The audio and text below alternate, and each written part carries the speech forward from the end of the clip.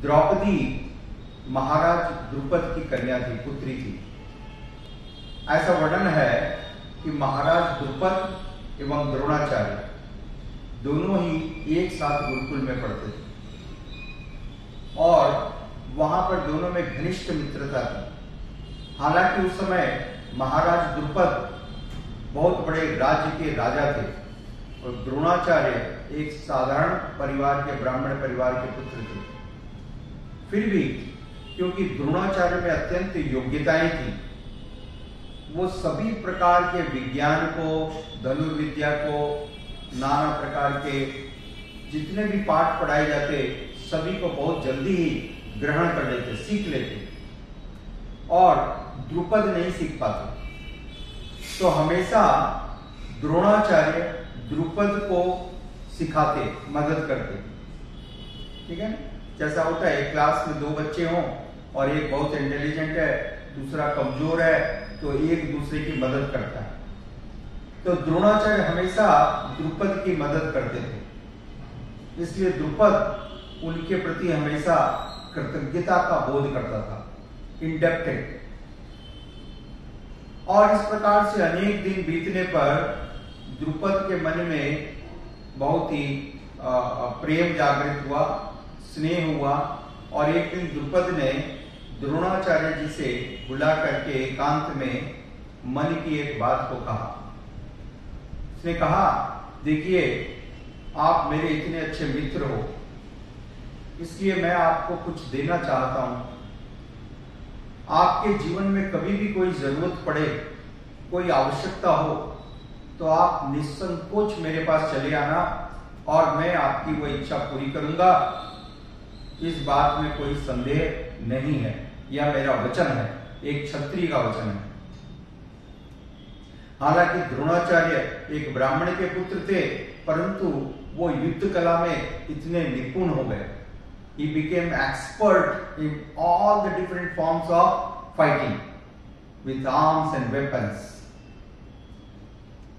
और कुछ वर्षों के बाद में उनका शिक्षा पूरी हो गई, तो दोनों ही गुरुदेव के आश्रम से अपनी अपनी जगह पर स्थान पर चले गए। द्रुपद अपने राज्य में चले गए और वो राजा बन गए, पांचाल देश के राजा बन गए और उन्होंने अपने राज्य का बहुत विस्तार किया, पड़ोसी राजाओं को हराया, उनके राज्य को भी स्वीकार कर लिया और अपने राज्य की वृद्धि की।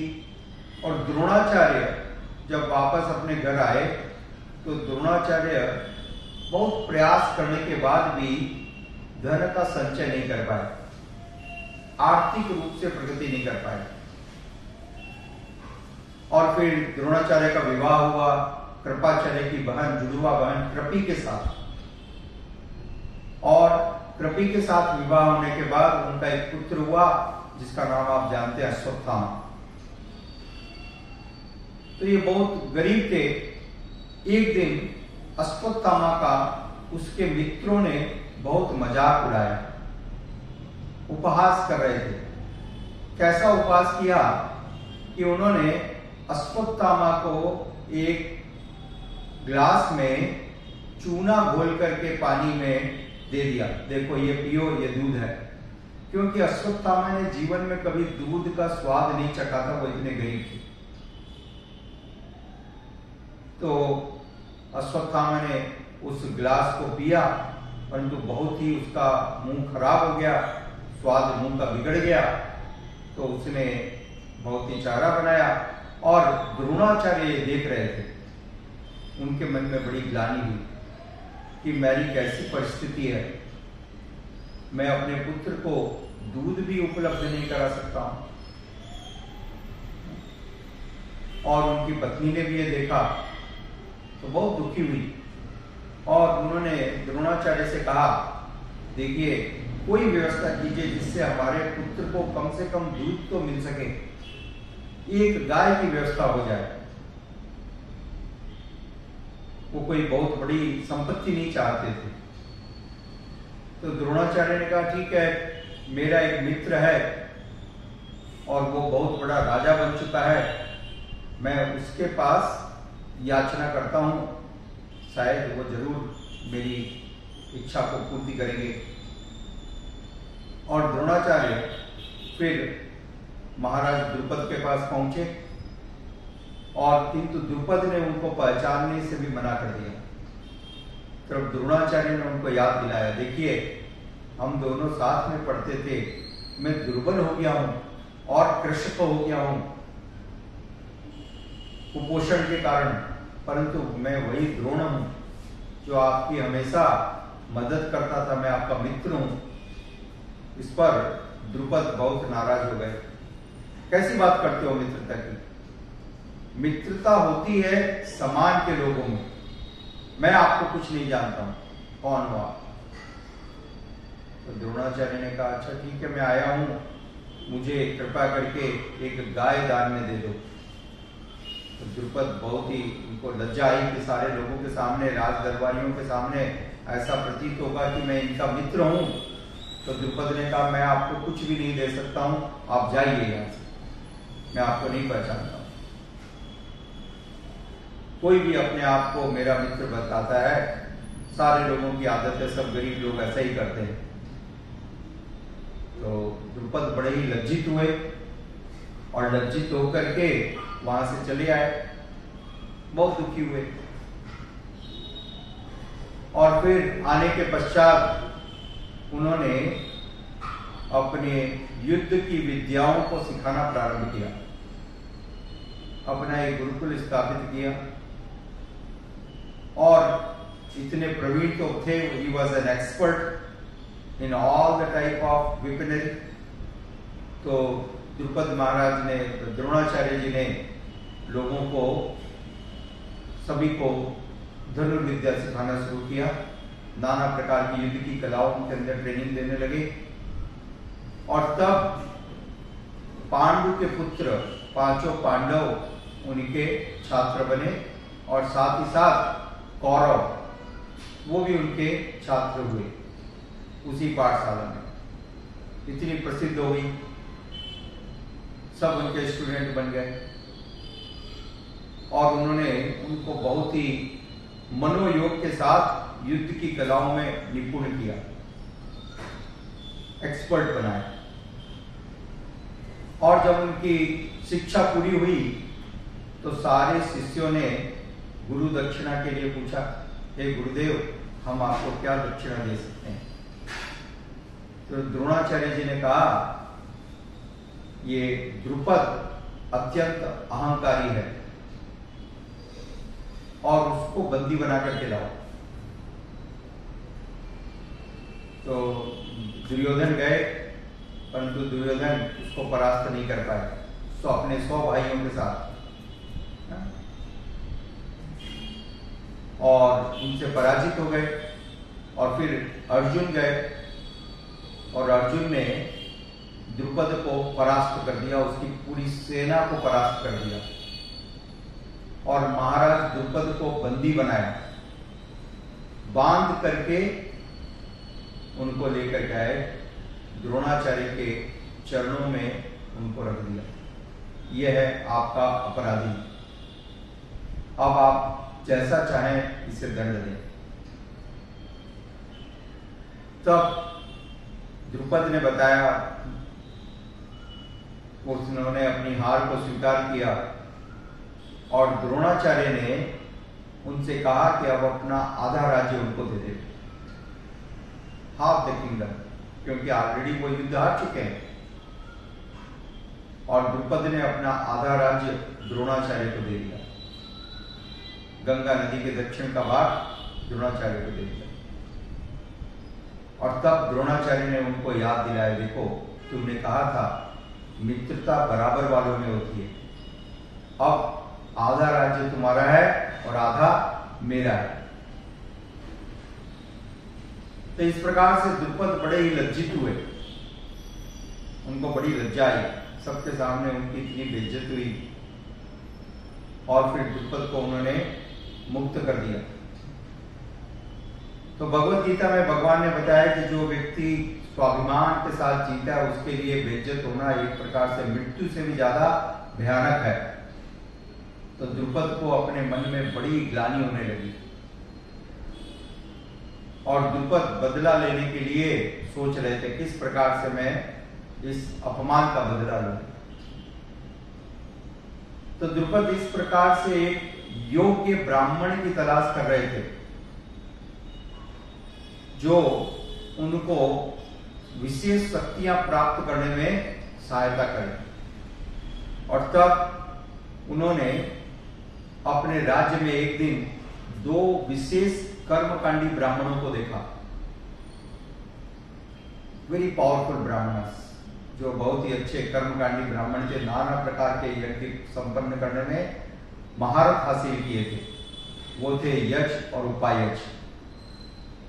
तो वो यक्ष के पास जाकर के उन्होंने निवेदन किया, देखिए आप कृपा करके मेरे लिए यज्ञ संपन्न कीजिए जिससे कि मैं विशेष शक्तियां प्राप्त कर सकूं और मैं द्रोणाचार्य से अपने अपमान का बदला ले सकूं। तब यज्ञ ने अपनी अध्यक्षता में द्रुपद के लिए बहुत ही बड़ा यज्ञ संपन्न किया और उस यज्ञ की पूर्णता पर, उस यज्ञ की आहुति से उनको एक पुत्र की प्राप्ति हुई जिसका नाम था धृष्टद्युम्न, जिसको एक वरदान था जो द्रोणाचार्य की मृत्यु का कारण हो। और उसी यज्ञ में धृष्टद्युम्न के बाद एक पुत्री की प्राप्ति हुई अग्नि के द्वारा, यज्ञ की अग्नि के द्वारा एक पुत्र की प्राप्ति हुई जो अत्यंत रूपवती थी, गुणवान थी, अत्यंत सुंदर थी। उसका नाम था द्रौपदी। श्रीमद् भागवत में बताया गया वास्तविक रूप से द्रौपदी इंद्र की पत्नी सची का अवतार है। आप जानते हो इंद्र का पुत्र है अर्जुन। कुंती महारानी ने इंद्र का आह्वान करके उनके पुत्र के रूप में अर्जुन को प्राप्त किया था और अब अग्नि के द्वारा ये द्रौपदी महाराज द्रुपद को प्राप्त हुई। और फिर धीरे धीरे जब वो बड़ी होने लगी, योग्य समय आने पर महाराज द्रुपद ने द्रौपदी के लिए योग्य वर की तलाश करना था और द्रुपद के मन में इच्छा थी कि सर्वश्रेष्ठ व्यक्ति को अपनी पुत्री का हाथ दे। इसलिए उन्होंने ऐसी चुनौती रखी कि जो इस मछली की आंख को बेधेंगे उसके साथ मेरी पुत्री का विवाह होगा। और इतने सारे राजा आए परंतु सब विफल हो गए। तब अर्जुन ने, जो उस समय वनवास में थे, ब्राह्मणों के वेश में थे, उन्होंने भी उस स्वयंवर में भाग लिया था और उस मछली की आंख को बेधा और तब द्रौपदी ने उनका वर्ण किया। और द्रौपदी का वर्ण करके वो लोग आए, तब महारानी कुंती कक्ष में विश्राम कर रही थी और वो लोग बाहर थे। उन्होंने कहा, देखो हम तुम्हारे लिए क्या लाए हैं। तो माता कुंती ने कहा, जो लाया हो आपस में बांट लो। और इस प्रकार से द्रौपदी का विवाह इन 5 के साथ किया गया और उनका नाम पड़ा पांचाली। पांचाल देश की कन्या थी वो, ठीक है। और वो अत्यंत प्रारंभ से भगवान श्री कृष्ण की अनन्य भक्त थी, great devotee of Lord Shri Krishna. जब उनका जन्म हुआ था तभी आकाशवाणी हुई थी कि इनका नाम कृष्णा होगा। और उन्होंने अनेक बार पांडवों की रक्षा की। भगवान श्री कृष्ण उनकी प्रार्थनाओं के कारण प्रकट हुए। जब हम देखते हैं कि युधिष्ठिर महाराज द्रौपदी को जुए में हार गए और तब दुशासन, उस समय द्रौपदी रजस्वला थी तो उस कक्ष में नहीं आई थी, राजकक्ष में। तो दुशासन उनको वैसी अवस्था में भी केस पकड़ करके घसीटते हुए लेकर के आया सारी सभा में और सभी के सामने उसने द्रौपदी जी को निर्वस्त्र करने का प्रयास किया। उनके वस्त्रों को खींचने लगा। द्रौपदी ने सबसे रक्षा करने की प्रार्थना की यहां तक कि स्वयं भीष्म पितामह वहां पर उपस्थित थे, पितामह, और उसको पूरा विश्वास था कि पितामह रक्षा करेंगे, परंतु पितामह ने रक्षा नहीं की।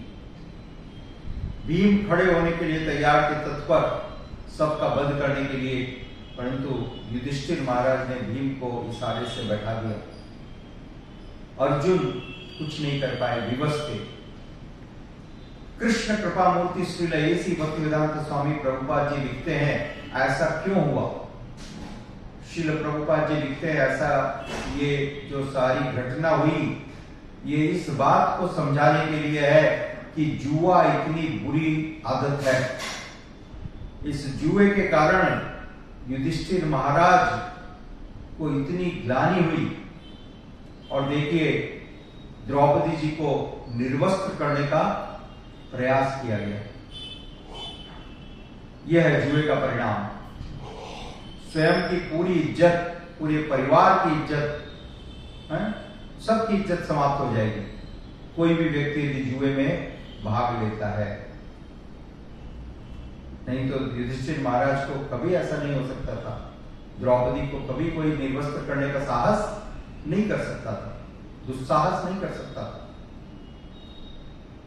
तो जब द्रौपदी को कोई भी पांडव बचा नहीं पाए, भीष्मदेव, विदुर महाराज, धृतराष्ट्र, किसी ने उनकी रक्षा नहीं की, तब द्रौपदी ने अंततः कातर स्वर में पूरी तरह से निराश होकर के एकमात्र भगवान गोविंद का आश्रय लेते हुए भगवान गोविंद को याद किया, हे गोविंद,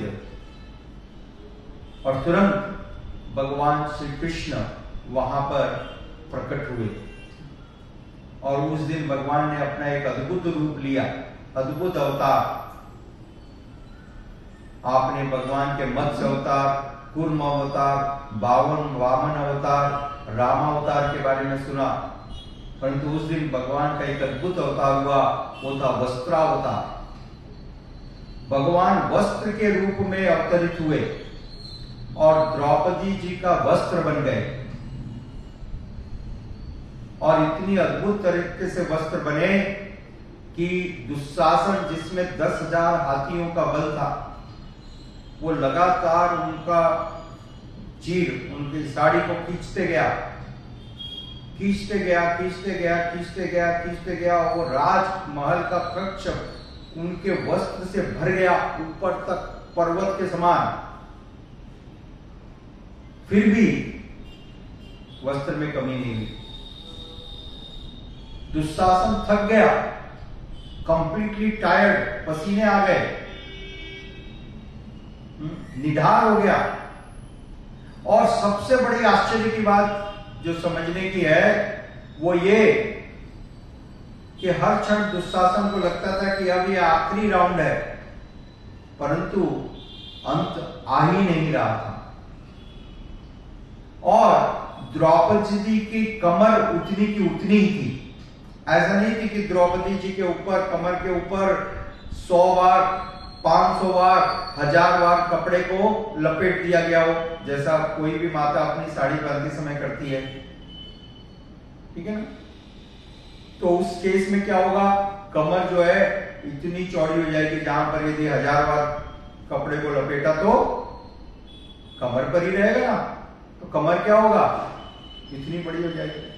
परंतु ऐसा नहीं था, द्रौपदी जी की कमर जितनी थी उतनी थी। यह अद्भुत बात है। और दुशासन खींचते जा रहा है, खींचते जा रहा है, खींचते जा रहा है, साड़ी का कोई अंत ही नहीं। और अंत में दुशासन थक गया, उसका यह प्रयास विफल हो गया, दुखी हो गया। वो शर्म से उसने मुंह झुका लिया और सारी सभा को यह स्पष्ट हो गया कि यह कृष्ण की कृपा है। भगवान श्री कृष्ण भक्त वत्सल है।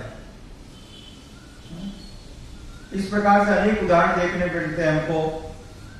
एक अद्भुत उदाहरण, जब वो वनवास में थे उस समय दुर्योधन ने एक चाल चली और दुर्वासा मुनि से वचन लिया कि जब पांडव भोजन कर चुके होंगे, उनके पास अक्षय पात्र था, जो कितनी भी मात्रा में भोजन प्रदान करता था, परंतु उस पात्र की एक विशेषता कि एक बार उसको यदि साफ कर दिया जाए तो फिर दूसरे दिन ही आप उससे मांग सकते हो।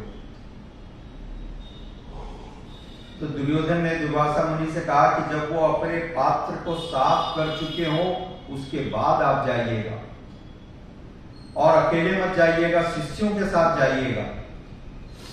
और दुर्वासा मुनि ने दुर्योधन को वचन दे दिया। और जब पांडव अपना भोजन प्रसाद कर लिए, पांडवों के भोजन प्रसाद देने के बाद द्रौपदी जी ने प्रसाद दिया, और द्रौपदी जी ने प्रसाद देने के बाद सारे पात्रों को धो करके साफ करके लगा दिया। और तब दुर्वासा जी उनके यहां पर पहुंचे और पांडवों ने उनका आतिथ्य किया, उनको वेलकम किया। और दुर्वासा ऋषि ने कहा कि हम सब बहुत भूखे हैं,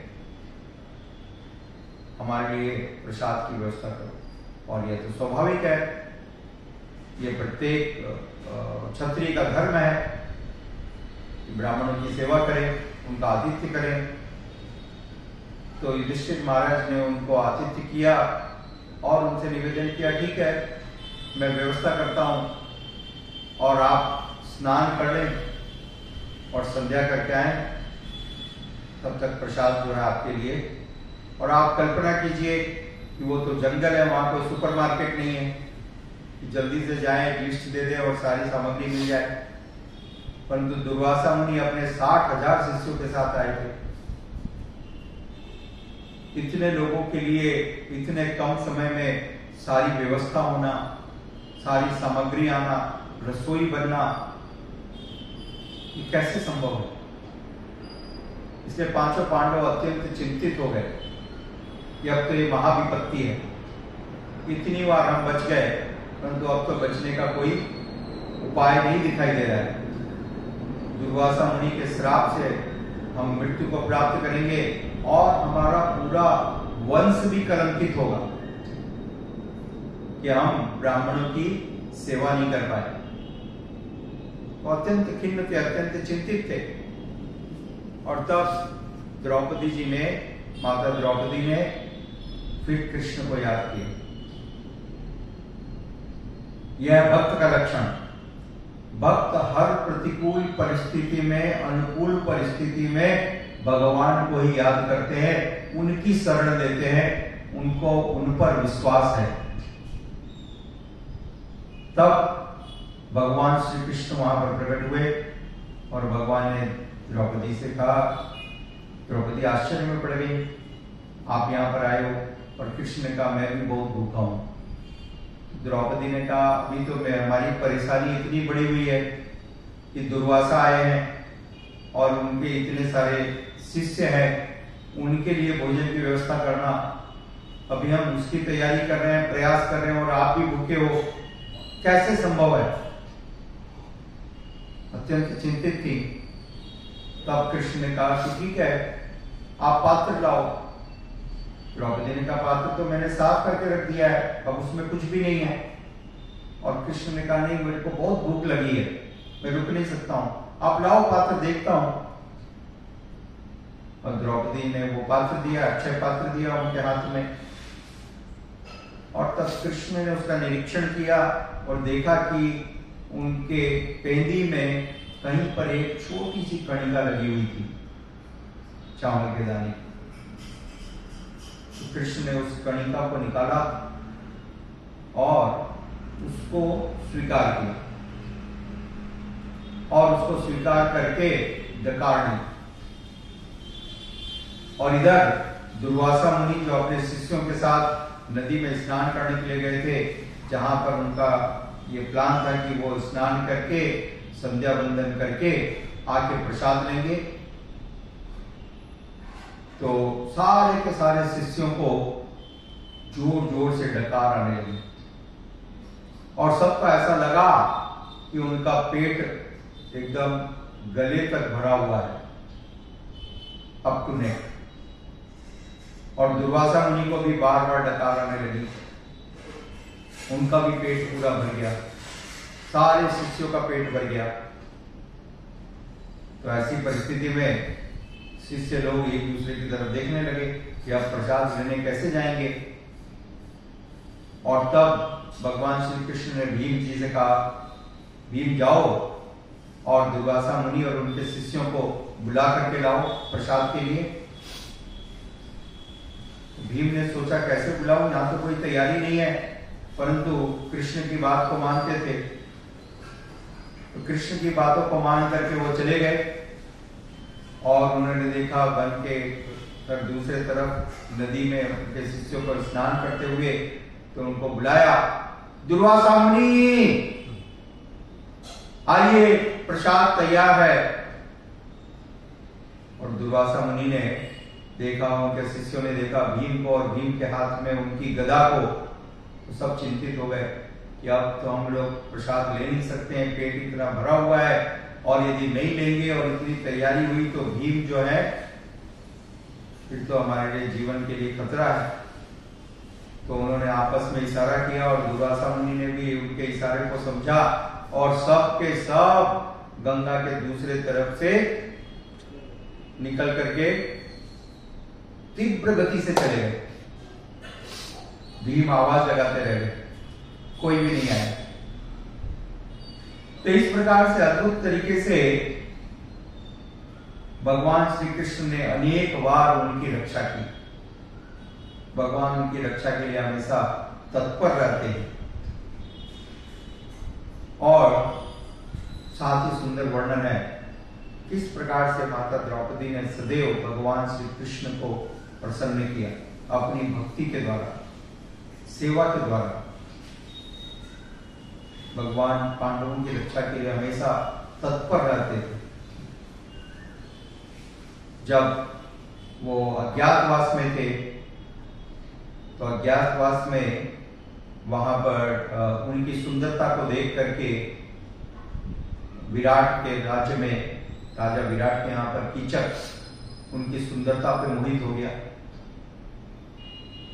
और एक दिन रात को कीचक उनके सील को भंग करने के लिए उतावला था, और तब भीमसेन ने आकर के कीचक की हत्या की और इस प्रकार से द्रौपदी की रक्षा की। तो द्रौपदी को अपने 5 पतियों के द्वारा, जो अत्यंत शक्तिशाली थे, 5 पुत्रों को उन्होंने जन्म दिया। युधिष्ठिर महाराज से प्रतिभीति, भीमसेन से सुतसोम, अर्जुन से श्रुतकीर्ति, नकुल से शतानिक और सहदेव से श्रुतकर्मा। इस प्रकार से इन 5 विशिष्ट पुत्रों को उसने जन्म दिया। और साथ में हम देखते हैं कि महाभारत के युद्ध के समय जब अश्वत्थामा पूरी तरह से निराश हो गया तो उसने ब्रह्मास्त्र के द्वारा इन 5 पुत्रों की हत्या कर दी। पांडवों की, द्रौपदी 5 पुत्रों की हत्या कर दी। और इन 5 पुत्रों की हत्या करने पर सभी अत्यंत क्रोधित हुए, जो कि युद्ध के नियम के विपरीत है। सोते हुए अबोध बालकों की हत्या करना, जो अश्वत्थामा ने किया। और तब अर्जुन ने अश्वत्थामा को बंदी बनाया, बंदी बना करके बांध करके लेकर के आए द्रौपदी के सामने। और आपस में चर्चा होने लगी कि इसको क्या दंड दिया जाए, इसको मृत्यु दंड दिया जाना चाहिए। और भीम चाहते थे, अर्जुन चाहते थे अश्वत्थामा को मृत्यु दंड देना। श्रीमद् भागवतम में विस्तार से वर्णन है। और तब पूछा गया, और यहां तक कि कृष्ण ने भी यह मत किया, उन्होंने भी यह मत प्रकट किया कि अश्वत्थामा की मृत्यु दंड दिया जाए। परंतु यह प्रश्न पूछा गया द्रौपदी से, क्योंकि वास्तविक रूप से अश्वत्थामा द्रौपदी के प्रति उत्तरदायित्व था। हत्या तो द्रौपदी के पुत्रों की हुई थी। तो जब उनसे पूछा गया तो द्रौपदी ने बताया कि नहीं, ये गुरुपुत्र है, ये ब्राह्मण पुत्र है, साथ ही गुरुपुत्र है, और मैं नहीं चाहती इसकी मां को भी वही दुख हो जो मुझे हो रहा है। यह है भक्त का परिचय। और इस प्रकार से द्रौपदी जी ने उसको क्षमा कर दिया और उसके इस अपराध का दंड देने के स्वरूप में अर्जुन और भीमसेन जी ने उसके सर को मुड़ाया और उसकी मणि को निकाल दिया और फिर अश्वत्थामा को शाश्वत छोड़ दिया। तो ये इतना सुंदर चरित्र हम देखते हैं माता द्रौपदी का कि उन्होंने दयालु, दया, क्षमा, इन सब का परिपूर्ण परिचय उनके व्यक्तित्व में मिलता है कि उन्होंने अश्वत्थामा को ऐसी परिस्थिति में भी क्षमा कर दिया जिसने उनके 5 पुत्रों की हत्या कर दी, अबोध पुत्रों की हत्या कर दी थी, फिर भी माता द्रौपदी ने उनको क्षमा कर दी। यह है भक्त के अद्भुत गुण। और इस कारण से भगवान श्री कृष्ण सदैव उन पर कृपालु रहे। हरे कृष्णा।